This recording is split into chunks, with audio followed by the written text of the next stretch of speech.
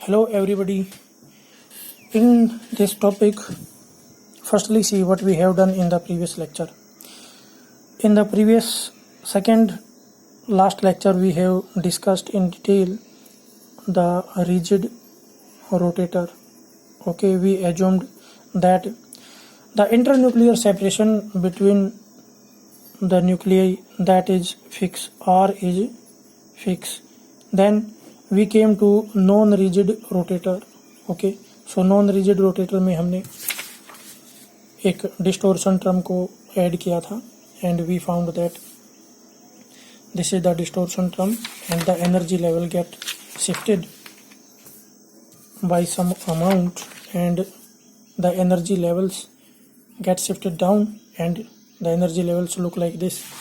Now here we have discussed that R changes change in moment of inertia which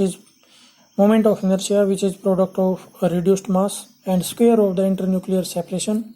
So we have discussed one fact that is R not fix.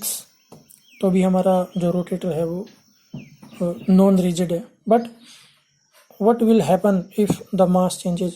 Now think how the mass can change. The mass can change.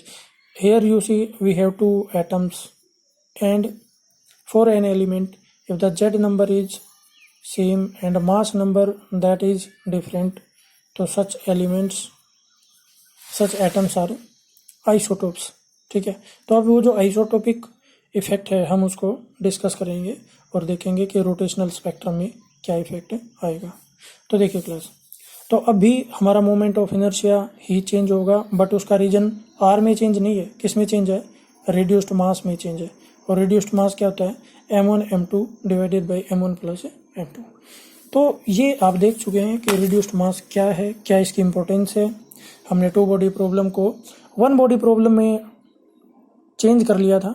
ठीक है, so that we can discuss the mechanics of the particle easily, problem है अपनी वो simple हो जाए, इसलिए हमने two body problem को वन बॉडी प्रॉब्लम में रिड्यूस कर लिया था. And the mass of one body और equivalent mass that is called reduced mass that is m1 m2 divided by m1 plus m2.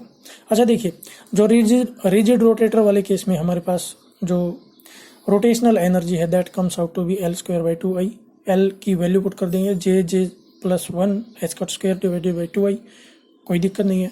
ठीक है, अब हमें ये पता लगा कि जो एनर्जी लेवल है ना, energy of a particular level that is inversely proportional to moment of inertia.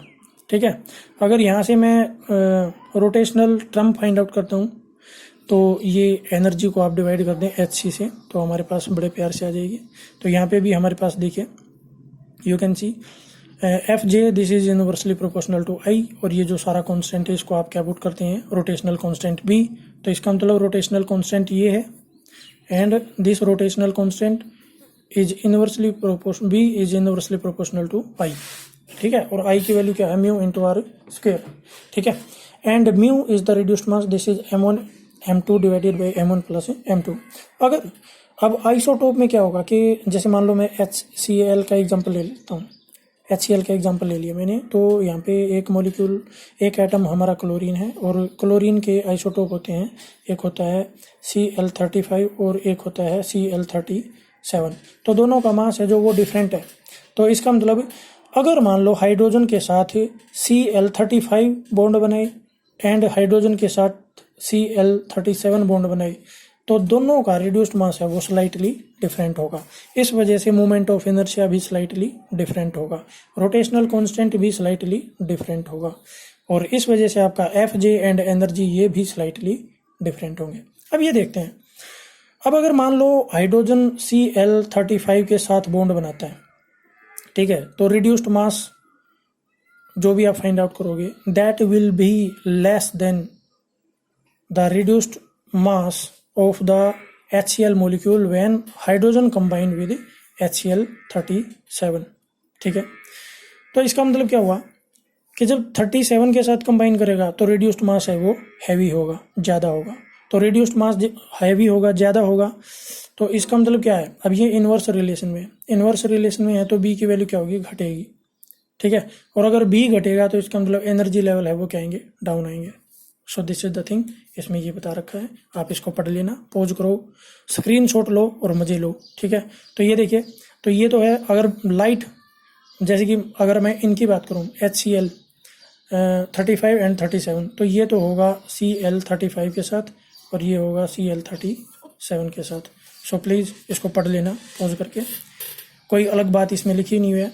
अब यहाँ पे एक बात समझने की है, नंबर एक बात, एनर्जी लेवल्स हैं वो थोड़ा सा डाउन शिफ्ट कर जाएंगे, और दूसरी बात जो स्पेक्ट्रल लाइंस होंगी ना वो थोड़ा क्लोज होंगी यहाँ पे, अगर वेव नंबर स्केल पे आप इसको देखेंगे किसी भी पर्टिकुलर ट्रांजिशन के लिए। Okay class, thanks for watching the lecture. और ये आपको बनाना आना चाहिए, नहीं बनाना आता तो प्रीवियस लेक्चर्स देख लें। Thank you.